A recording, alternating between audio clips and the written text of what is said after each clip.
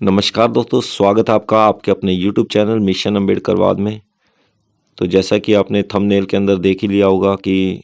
आज हमारा जो चर्चा का विषय है वो क्या रहेगा। अगर किसी ने मेरी वीडियो पहले की अगर वीडियो नहीं देखी है तो वो पहले की वीडियो जो है 2 पार्ट्स वो आप ज़रूर देख लीजिएगा, क्योंकि उसके बाद ही आपको समझ में आएगा कि इस वीडियो के अंदर क्या बातें चल रही हैं।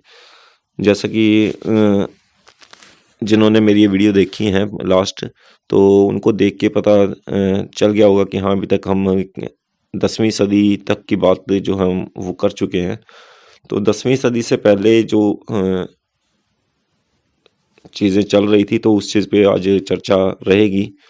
1000 से लेके 1027 ईस्वी के अंदर मोहम्मद गजनी के जो वो आक्रमण रहे थे, और उससे पहले का अगर इतिहास हम और पीछे चलते हैं तो ये आगे खुजराहो के जो मंदिर बनाए गए थे एमपी के अंदर, तो वो बनाए गए थे 900वीं सदी से लेके, और 1200वीं सदी के अंदर ये जो है वो सारी डेवलपमेंट रही थी। खुजराहो के जो मंदिर बनाए गए थे, और उससे थोड़ा और बैक में अगर जाते हैं तो 800 से लेके 1173 तक का जो समय काल रहा, चोल वंश जो वो रहे, चोल वंश का राज रहा। और अभी तक के जितने राजा अभी तक की बात चल रही है तो उसके अंदर जो राजा रहे वो हिंदू या मुस्लिम राजाओं की बात हो रही थी। पर अब उससे पहले की अगर बात करते हैं तो 600वें साल के अंदर जब यानी 6 जो सेंचुरी चल रही है तो उसके अंदर क्या है, एकदम से चेंजमेंट आपको दिखेगा कि वो उस टाइम पे जो कन्नौज के जो राजा थे हर्षवर्धन, तो ये बुद्धिस्ट थे। तो यहाँ से शुरुआत हो जाती है बुद्ध जो हैं वो राजाओं की, क्योंकि उससे पहले जितने भी राजा थे वो हिंदू राजा नहीं थे, उनके कोई एविडेंस नहीं मिल रही कि वो हिंदू राजा रहे हों। और जितने भी जैसे कि हैंसोंग जो चाइनीज यात्री एक हैंसोंग भारत के अंदर आए थे 644वें साल के अंदर जो है, 644वां जो साल चल रहा था तो उसके अंदर हैंसोंग चाइना से आए थे भारत। तो भारत के जैसे वो उन्होंने भारत के अंदर जो चीज़ें देखी तो उस चीज़ पे चर्चा जो करी अपनी किताब के अंदर, तो उन चीज़ों को देखकर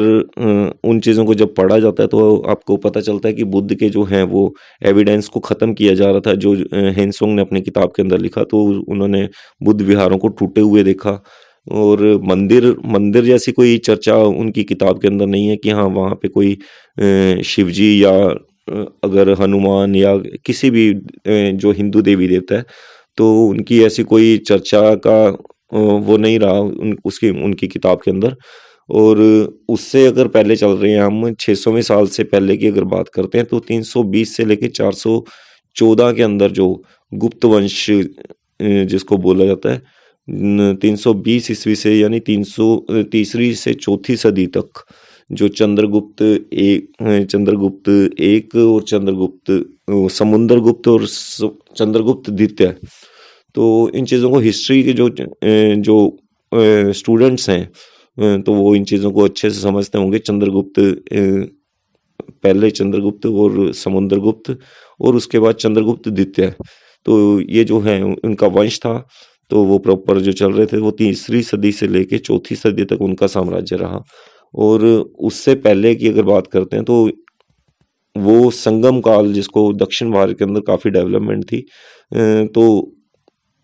ये जो समय रहा वो पहली जो सदी थी वो संगम काल जिसे बोला जाता है दक्षिण भारत के अंदर, इसके अंदर काफ़ी जो डेवलपमेंट हुई थी। और अगर उससे अगर यानी पीछे अगर जाते हैं तो क्योंकि पहली सदी जो है उसके बाद पहली सदी से पीछे अगर यानी ज़ीरो से अगर और डाउन जाते हैं तो उसके अंदर है कुछ ऐसे एविडेंस बीच का जो प्रमाण है वो नहीं मिला है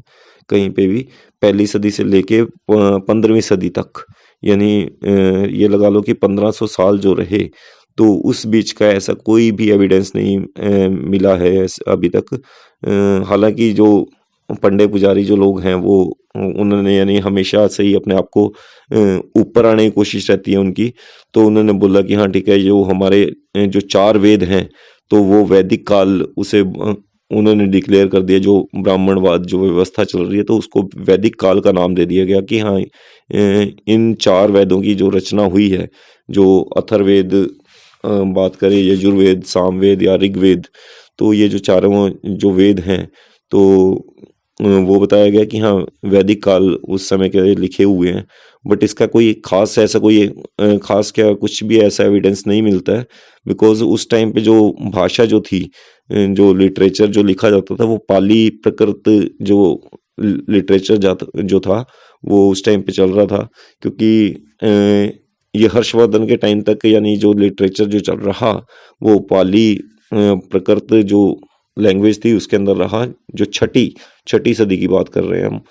जो हर्षवर्धन का समय जो काल रहा, जिस टाइम पे मैंने आपको बताया कि कन्नौज के अंदर उनका राज्य रहा हर्षवर्धन का। और उसी समय के अंदर हेनसोंग नाम के एक व्यक्ति जो हैं वो चाइना से भारत आए थे, तो उन्होंने अपनी किताब के अंदर जो चर्चा करी है,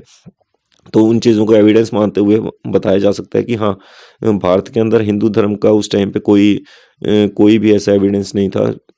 और देखा जाए तो टोटली यानी बुद्धिज़्म वो यहाँ पे चल रहा था, क्योंकि बुद्ध विहार बन रखे थे काफ़ी बहुत बड़े। बुद्ध की यूनिवर्सिटीज़ थी, नालंदा यूनिवर्सिटी की अगर बात करें तो उसे जला दिया गया था। और ऐसी यानी बहुत सी यूनिवर्सिटीज़ थी।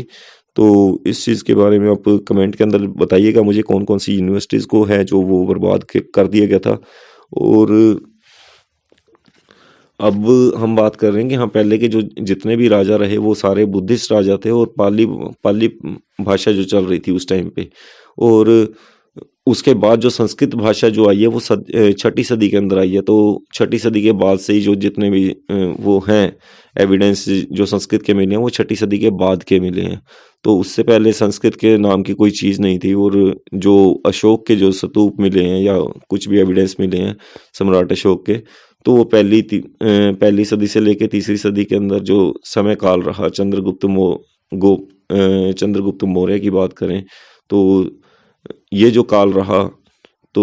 वो सारा जो समय काल था वो टोटली पाली प्रकृत जो लैंग्वेज थी उसके अंदर जो लिखा जाता था। संस्कृत का ऐसा कोई रोल नहीं था। और वैदिक काल की अगर बात करते हैं तो वैदिक काल के नाम पे हमें सिर्फ बेवकूफ़ बनाया गया हमारे इतिहास की किताबों के अंदर, चाहे इस चीज़ का चर्चा हो या कुछ भी हो। बट इन चीज़ों को हम अगर पूरी गहराई से देखते हैं तो ऐसा कोई एविडेंस नहीं मिला है। क्योंकि हम जो हिस्ट्री की चर्चा करते हैं वो आर्कियोलॉजिकल एविडेंस के आधार पे करते हैं, और वैदिक काल का जो है ऐसा कोई एविडेंस नहीं मिला है। और अगर बुद्ध से यानी बुद्ध की अगर बात करें तो बुद्ध का जो समय काल ईसा से 500 साल जो पहले का जो समय काल रहा, तो उस समय बुद्ध का जो है वो जन्म बताया जाता है। तो यानी ये लगा लो कि हाँ ठीक है, यानी बुद्ध के जन्म से पहले का अभी तक जो एविडेंस मिले हैं वो सारे ही जो हैं वो सिंधु घाटी सभ्यता के मिले हैं, जो जिनका समय काल है 2500 से लेकर 1500 बीसी के अंदर। बीसी मतलब बिफोर क्राइस्ट मतलब यानी जो ईसा का जो जन्म है उससे 2500 साल पहले के जो एविडेंस हैं वो सिंधु घाटी सभ्यता से मिले हैं। और उसके अंदर भी अगर आप देखेंगे तो बुद्ध के स्तूप मिले हैं। तो और बुद्ध का जो जन्म हुआ तो वो यानी ये लगा लो कि उससे 2000 साल के बाद जो जो सिंधु घाटी के एविडेंस हैं उसके 2000 साल के बाद बुद्ध का जो है वो जन्म होता है। तो आप अंदाज़ा लगा सकते हो कि उस समय के अंदर जो धर्म जो चल रहा था, जो धम्म या धर्म जो भी आप इसे नाम दें, तो वो क्या चल रहा था उस टाइम पे। और जो हमने आज तक पढ़ा है वो क्या चीज़ पढ़ी है जो हमें हमारे समाज के अंदर, हमारे मंदिर या किताबों के अंदर या जो भी हैं धार्मिक स्थल, सामाजिक स्थल, जहाँ पे भी आप जाते हैं तो वहाँ पे आपने क्या सीखा, क्या जो वो चीज़ आपने सीखी वो सही थी या गलत थी। इस चीज़ को आपको चेक करना है एक बार से फिर से, यानी जो मैंने आपको बातें बताई हैं उन चीज़ों को एक बार चेक करिएगा और मुझे कमेंट में ज़रूर लिखिएगा कि हाँ ठीक है आपको, क्योंकि इससे जो है एक अप्रिशिएट जो वो मिलता है किसी एक